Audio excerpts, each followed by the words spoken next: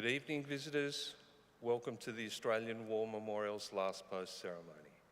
My name is Robert Adams, and joining us today from the Royal Australian Navy is Commander Philip Bywaters. As always, we welcome the veterans who have served, those that are still serving, and the families that love and support them. The live stream of this ceremony is made possible by the Returned and Services League of Australia and the RSL and Services Clubs Association. We welcome members who are watching the broadcast of this ceremony across Australia.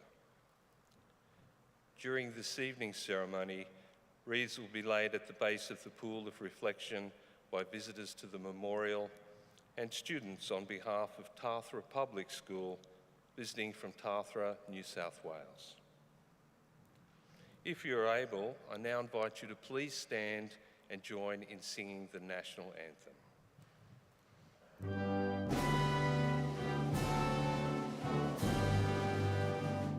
Australians, oh, let us rejoice, for we are one and free.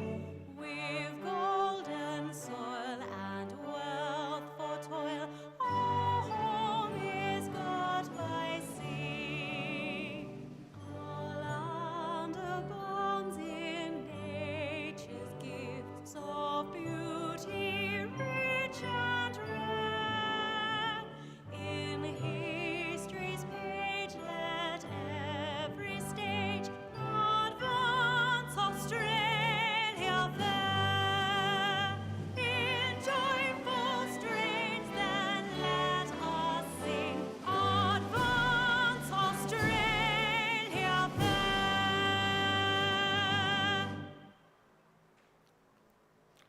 Students and visitors who are able to be seated, you may now sit.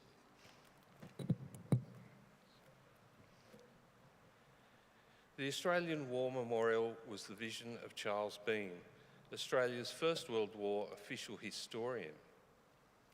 Bean landed with the Australian troops on Gallipoli and stayed with them at the front through to the end of the war. The idea of this national memorial and museum came to him at Pozières, France, in the depths of the bloody fighting of 1916. Bean's idea was that this would be a place where families and friends could mourn loved ones buried in faraway places. It would also be a place that could help all Australians understand what these men and women had endured and what they had done for us. Bean's vision, to which we remain true, is best expressed as inscribed in the entrance to the memorial's galleries. Here is their spirit in the heart of the land they loved, and here we guard the record which they themselves made. Tonight we'll read the story behind just one of those on the Roll of Honour, which lists the names of more than 103,000 men and women who have given their lives for us in war and on operations over more than a century. But first we present a lament, Flowers of the Forest. Wreaths or floral tributes will now be laid at the base of the pool of reflection.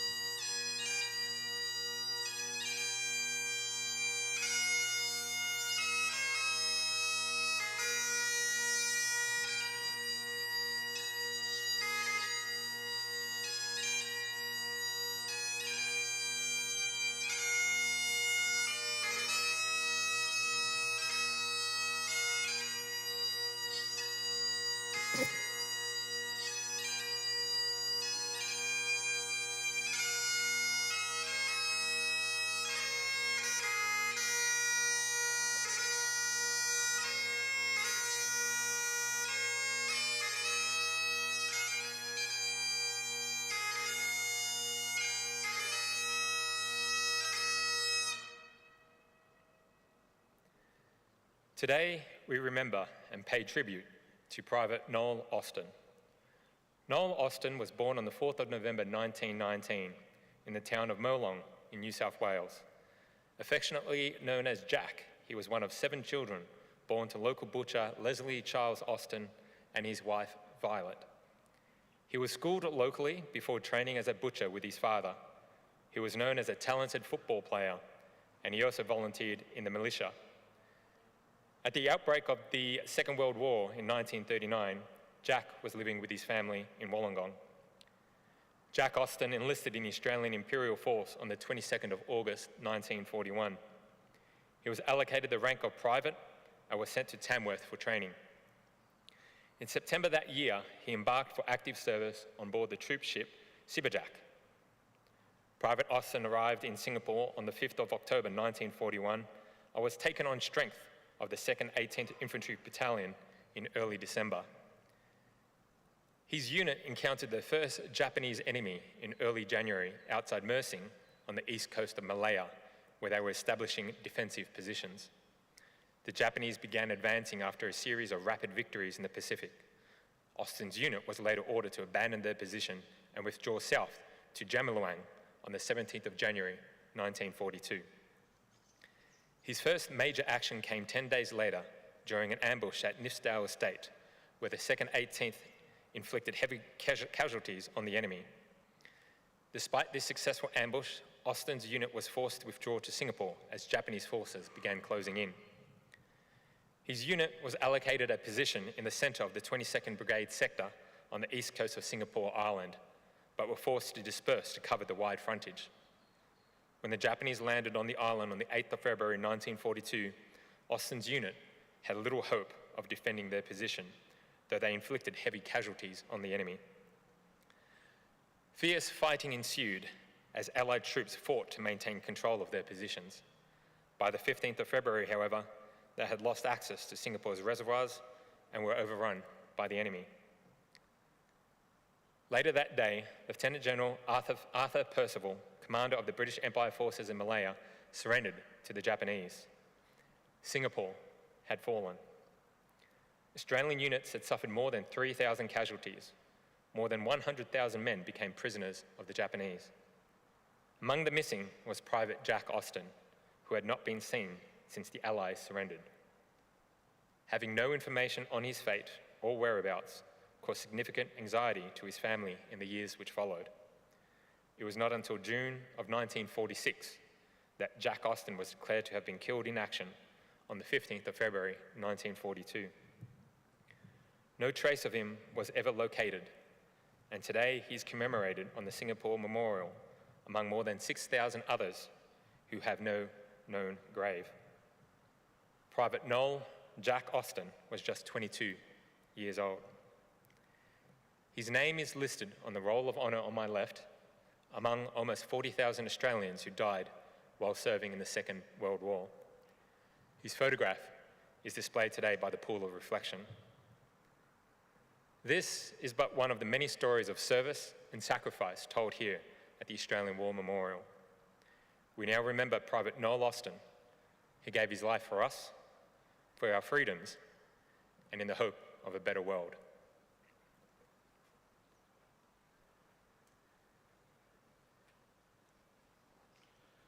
Please stand for the reading of the Ode and the sounding of the last post.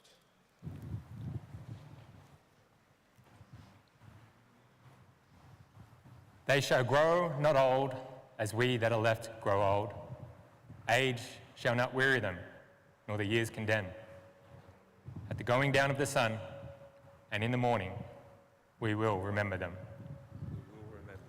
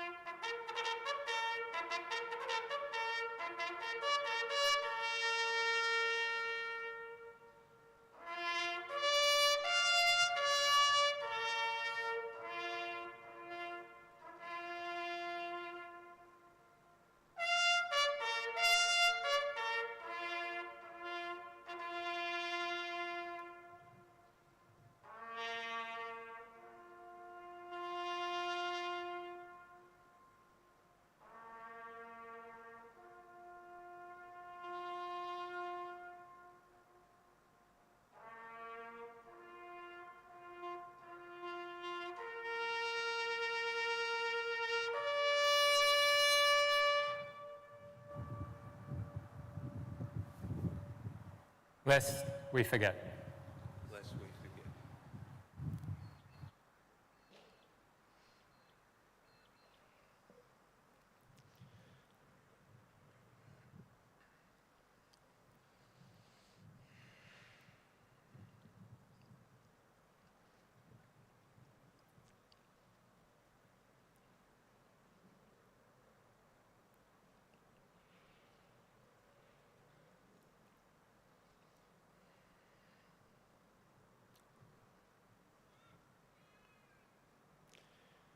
We leave you this evening with the words of the memorial's founder, Charles Bean. Many a man lying out there at Pozières or in the low scrub at Gallipoli, with his poor, tired senses barely working through the fever of his brain, has thought in his last moments, well, it's over. But in Australia, they will be proud of this. Ladies and gentlemen, girls and boys, that concludes the last post ceremony. On behalf of the Director, staff and volunteers, thank you for visiting the Australian War Memorial today and for your continued support during the Memorial's development project. We wish you all a very pleasant evening. Thank you.